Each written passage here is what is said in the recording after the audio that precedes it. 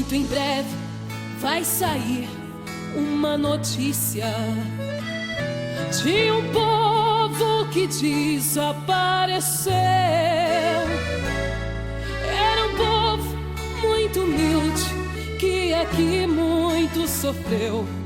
Esse povo era o povo de Deus. Onde está aquele povo barulhento? Onde está que não se vê nenhum irmão? Alguém com voz de lamento vai dizer nesse momento: aquele povo foi embora pra Sião. Onde está o dirigente dessa igreja? E os obreiros daqui aonde estão?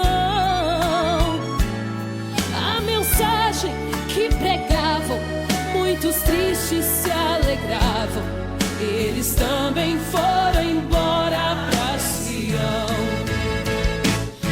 Onde está aquele povo barulhento?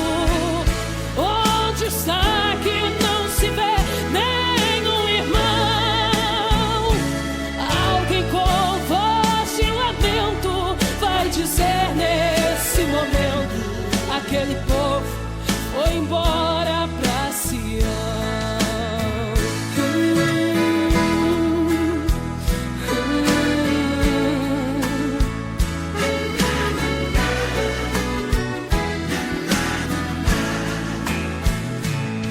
Onde está a juventude dessa igreja e as irmãs do círculo de oração, que a Deus tanto clamavam, e as crianças que cantavam, elas também foram